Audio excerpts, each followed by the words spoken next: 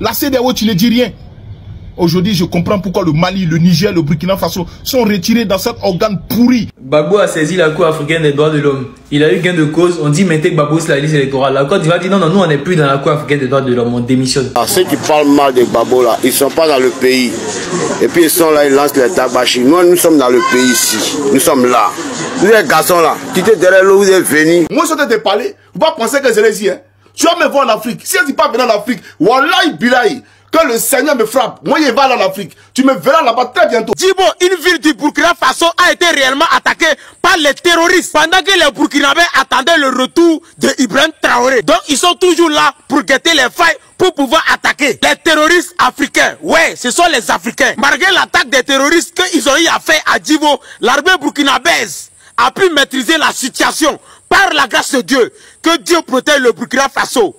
Il y a quelque chose de sérieux qu'ils sont en train de préparer. Vous comprenez un peu?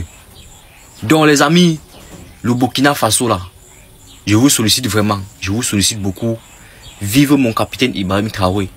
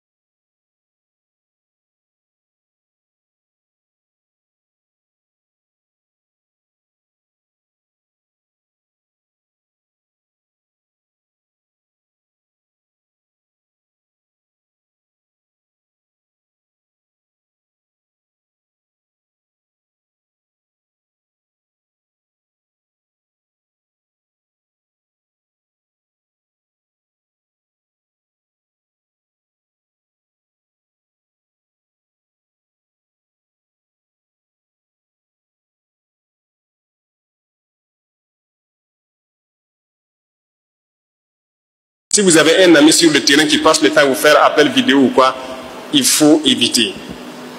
Dites-lui de se concentrer. C'est comme ça que vous allez sauver sa vie. Dernière chose que je peux vous demander, ça c'est à nos mamans. Il y a un phénomène que j'observe sur le terrain et qui ne me plaît pas.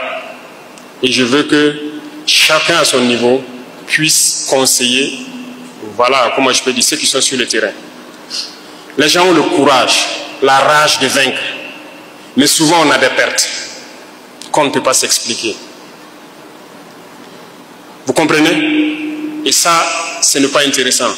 Je dis toujours aux soldats, vous combattez, mais vous devez revenir raconter les batailles. Si vous restez, ce n'est pas grave. On défend la patrie. Mais il faut combattre avec rage pour revenir raconter les batailles. Et pour le faire, il faut rester concentré. Et qu'est-ce qui nous déconcentre souvent? Le téléphone portable. Mais nos chères dames, quand on part en mission, même si on fait 2 mois, 3 mois sans nouvelles, ça peut perturber. Mais il faut qu'on reste concentré. Il ne faut pas vouloir que chaque nuit, on ait appel vidéo ou bien qu'on s'échange les messages à chaque seconde. Ce n'est pas possible. Il faut laisser les gens concentrés. Hein? Il faut nous aider. Je le dis parce que ce sont les terroristes eux-mêmes qui nous disent. Il y en a qu'on a pris prisonniers, il y en a qui sont rendus. Et quand ils viennent, ils nous disent que non, c'est à travers les téléphones qu'ils arrivent à réussir certaines attaques. Et ils nous expliquent ça. Ils nous disent que la nuit, ils observent dans nos camps à distance. Lorsqu'il y a beaucoup de lumière, ça veut dire que les gens sont concentrés sur les téléphones. C'est à ce moment où ils profitent de s'approcher. Et la journée, ils regardent. Lorsque les gens sont concentrés sur les téléphones, ils profitent d'attaquer. Ils peuvent s'approcher de la sentinelle sans qu'ils ne sachent. C'est les terroristes eux-mêmes qui nous disent ça.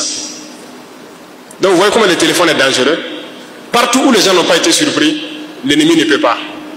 Mais si vous êtes surpris, vous ne pouvez pas. Peu importe votre armement, peu importe. Si tu es surpris, tu n'as même pas pu démarrer ton véhicule, tu fais quoi? Tu es surpris, tu n'as pas pu monter sur ton arme collective, tu fais quoi?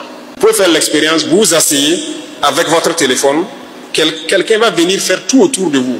Vous n'allez pas savoir. Et la jeunesse a besoin d'être conseillée. Donc ça s'adresse à tout le monde, les chefs coutumiers, les personnes âgées. Il faut conseiller les jeunes. Le pari sportif, quand je le dis encore par rapport aux soldats, beaucoup sont concentrés sur ça, et même ils le reconnaissent. Et ça prend trop de temps. Imaginez un match, ça dure combien de temps là? C'est 90 minutes. Ils sont concentrés sur ça.